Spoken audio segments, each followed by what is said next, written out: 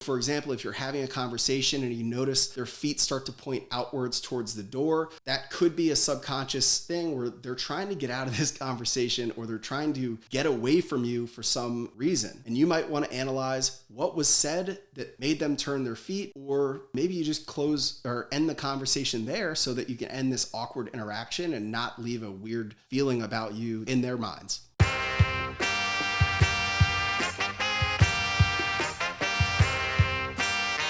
90% of the people that you meet every single day will never remember the encounter they had with you. And in a world where the fitness industry is overcrowded as it is, how do you stand out so that the people that you meet will remember you and want to do business with you?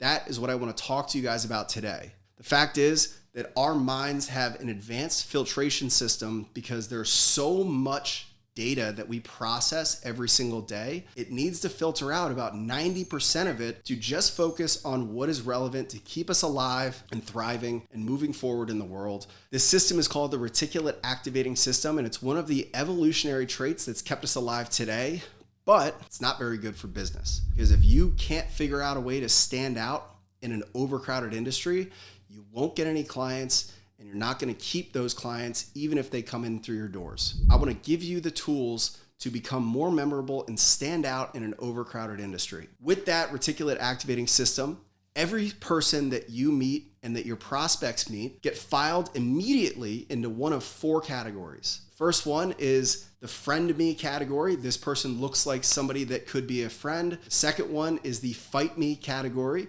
This person looks like they could be a threat or an enemy. The third one is the fuck me category, meaning this could be a sexual partner that I could have based on whatever compatibility they look for. And the last one is the one we want to avoid at all costs, which is forget me. And it means that didn't strike any of those other 3, and there's no need to consciously process the fact that they met you and they can move on with their lives. So how do we find ourselves automatically getting filtered into the friend category with the prospects that we meet and how we stand out in the way we present ourselves in the marketplace?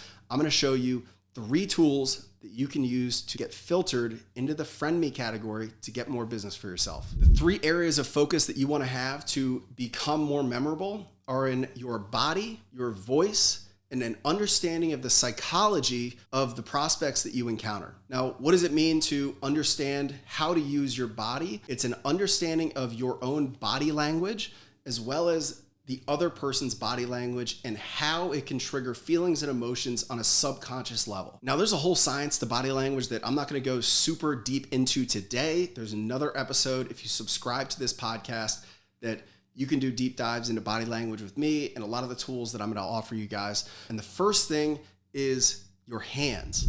Now, your hands are one of the most powerful tools that you have to use your body to build trust and to make sure you don't get filtered into the threat category. Now, why is that? The reason is that as we process information out in the world, it comes through our eyes and it immediately gets filtered through the primitive aspect of our brain, the limbic system, that goes through what's just called the amygdala and some of the most primitive aspects of our brain that operate on instinct and fight or flight states. Primitively, we had to make snap decisions based on, is somebody in the world a threat to us or are they safe?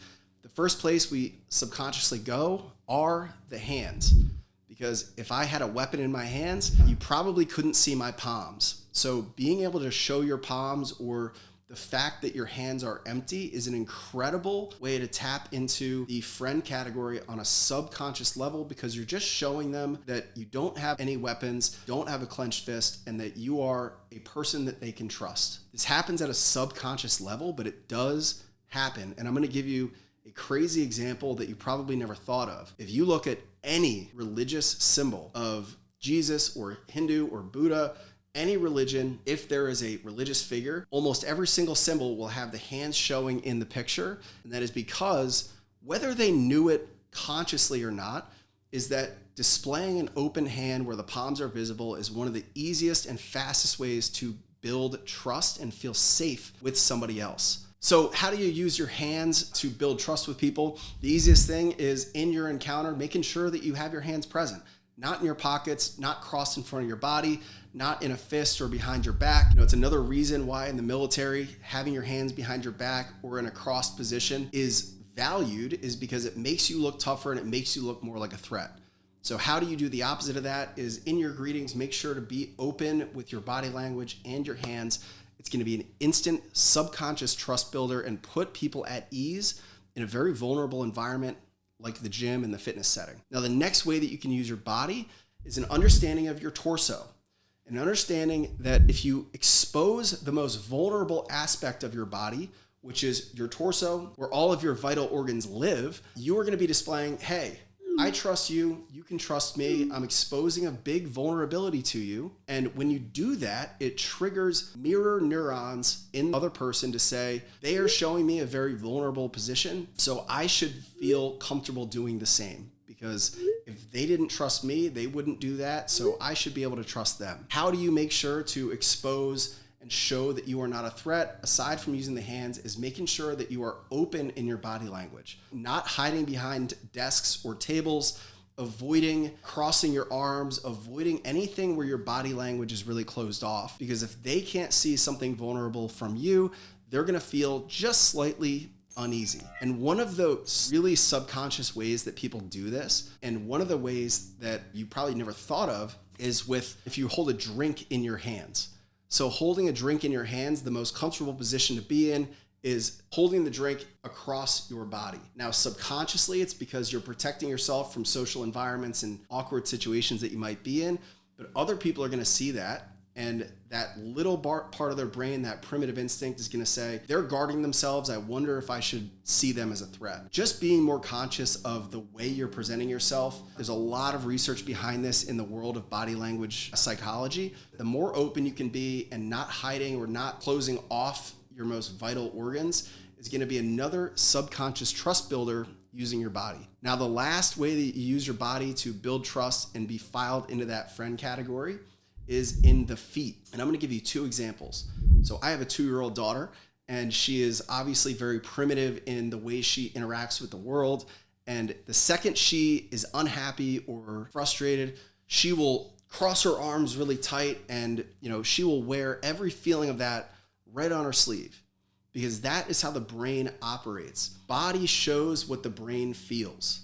And you can see this when people are happy or sad, their body language usually shifts to display that. In young kids, it's the most raw and real version of that coming out. Cross her arms and show that she's really unhappy and maybe not safe, or maybe in a threatened position. She's guarding herself. Young kids will all do that. They will express the feeling in their brain through their body. But as we grow up, we start to understand social dynamics a lot more, and we start to want to fit in every single scenario. So we start to train ourselves to avoid showing the world exactly what we're thinking. Because if we start doing that in social scenarios, we're going to look like a crazy person, probably be kicked out of that social setting. That's not very evolutionarily effective. So we train ourselves not to be so blatant with crossing our arms and shutting down and displaying what's happening in our minds. It does end up coming out somewhere, and it usually comes out in the feet. So if you can understand how the feet play a part in your body language and the body language of others, it is going to help you understand the social dynamic of your interaction with your clients. So for example, if you're having a conversation and you notice their feet start to point outwards towards the door, that could be a subconscious thing where they're trying to get out of this conversation, or they're trying to get away from you for some reason. And you might want to analyze what was said that made them turn their feet, or maybe you just close or end the conversation there so that you can end this awkward interaction and not leave a weird feeling about you in their minds. Now, the other thing is, if somebody is seated or in, maybe a sales conversation or a really tense coaching conversation, and you see them lock their ankles, this is one of the key body language signals that somebody is feeling really anxious or afraid or tense, and they don't want to show it to you. Because if they showed it to you in their upper body, it could be crossing their arms or making a fist. The ankle lock is one of the most powerful ways to see if something you said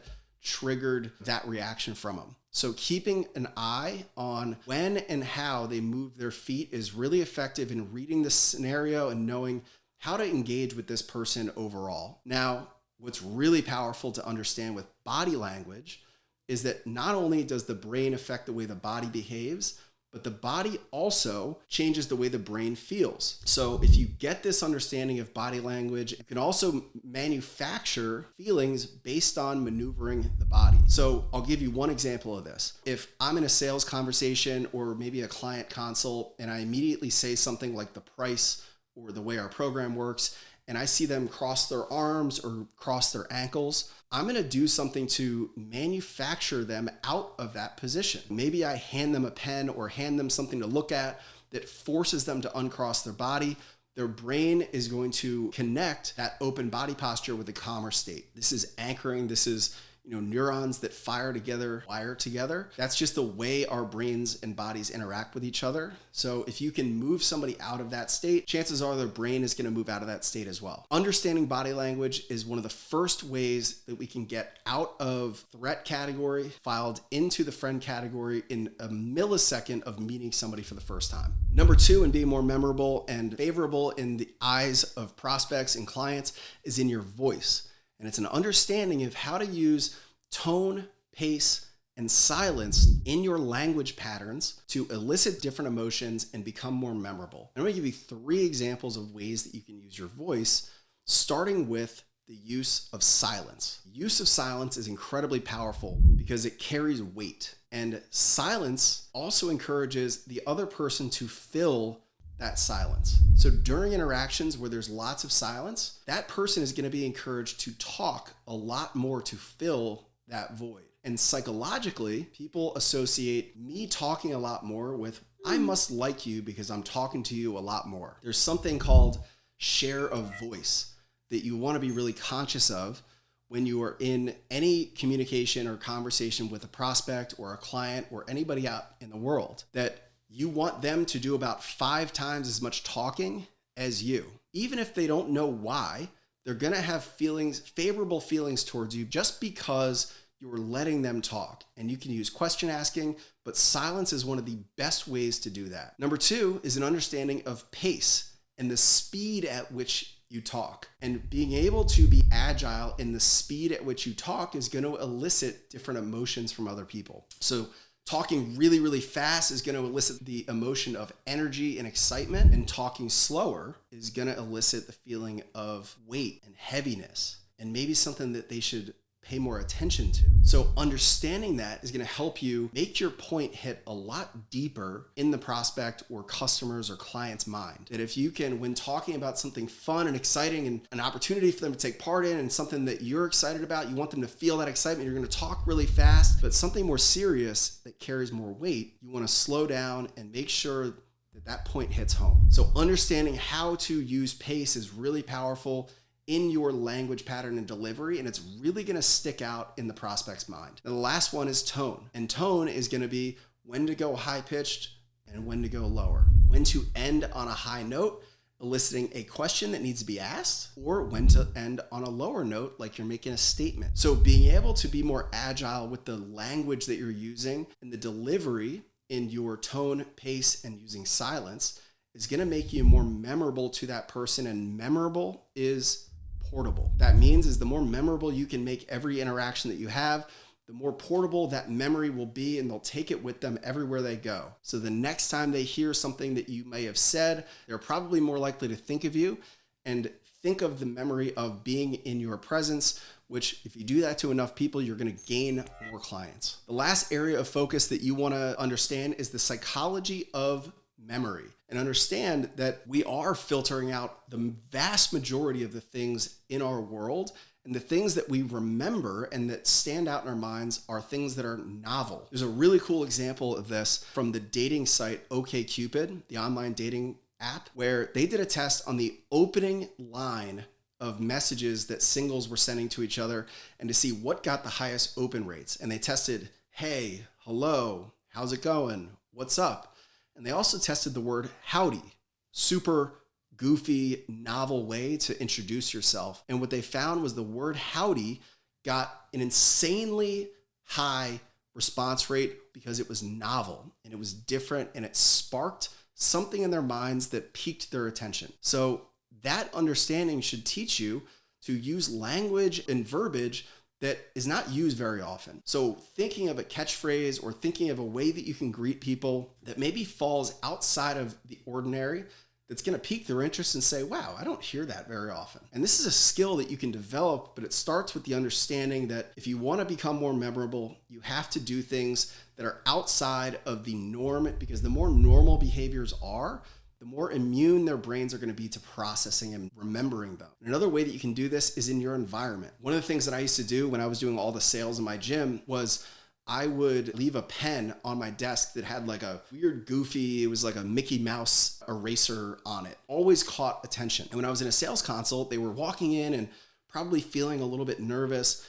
And I was going through the sales process and I would say, oh, could you grab that pen for me? And they would look and they would always get a little like chuckle about this like crazy looking pen that I was asking them to use in this formal environment. That sparks novelty, and that sparks dopamine in their minds, because it sparks this tiny little excitement that was completely out of the ordinary. It's a pattern interrupt that is going to cause a new synapse in the brain that is going to make me more memorable. That maybe the next time they see Mickey Mouse or they think of the gym, they're going to have this little memory that they had never had anywhere else. And the last way you can use an understanding of psychology is in vulnerability. I've always said that relationships grow at the speed of vulnerability.